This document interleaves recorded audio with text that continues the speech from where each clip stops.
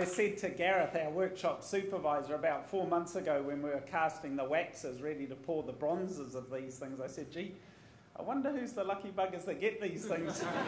Wouldn't you love one of those on your shelf? And now here we go. About 15 years ago, pre-Lord of the Rings, I was in America pitching a TV show, and I went into a meeting at a prestigious television studio, and the lady I met with goes, God, that's a cute accent. And she goes, where are you from? And I said, I'm from New Zealand. Not having any understanding that we hadn't blipped at all on the world stage. I thought proudly that surely we were waving our flag freely across the world. And she goes, God, do you know, I've just bought a farm in New Zealand. And I said, really, where? And she goes, I don't know. My friend called me up. It was so goddamn cheap. But I have no idea where it is. And it struck me at that point that, boy, there was some work to be done.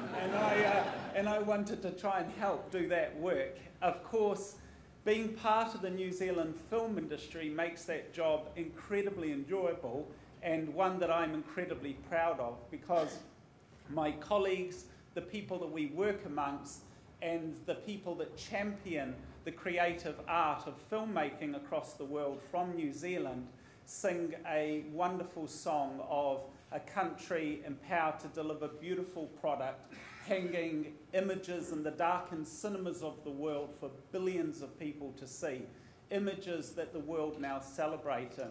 And it's so lovely to go out there so proudly being part of that voice.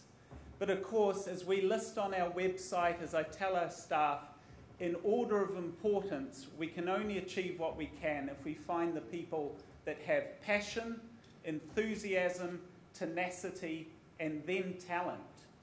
In that recipe, we can find young New Zealanders that can rise to the level of quality and delivery that's expected from the industry that we work with.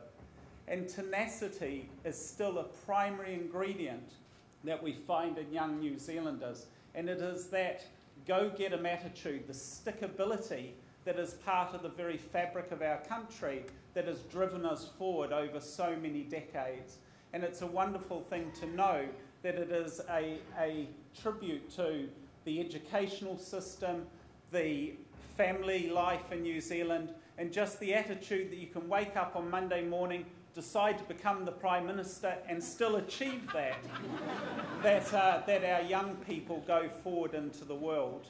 And to that end, there's a bit of doom and gloom in the paper about the financial crisis. We're all feeling the crunch, of course, but my attitude, as I'm sure it is of many of you in the room, a night like tonight means nothing. This award means nothing if it only stays amongst the room, amongst our peers, amongst us as a group of New Zealand's business elite. It's about taking this award back to the workshop, turning it into an exclamation mark that yes, it can be us. We can stand on the world stage and we can be counted. Because a night like tonight has to be celebrated throughout the whole of New Zealand to lift our people out of the gloom, to enforce and empower them on to higher expectation and therefore higher achievement if we're to continue to rise above what's happening across the world today.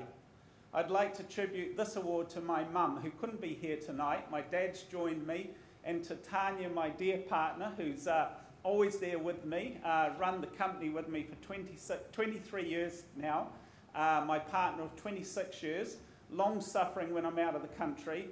At the height of the madness last year in October, 29 flights across the world in 30 days, so away from home a fair bit. So cheers to you, cheers to my mum, and cheers to you all, and thank you so much to Stephen, the Kia Group, and of course the wonderful sponsors that made tonight happen. And all the best.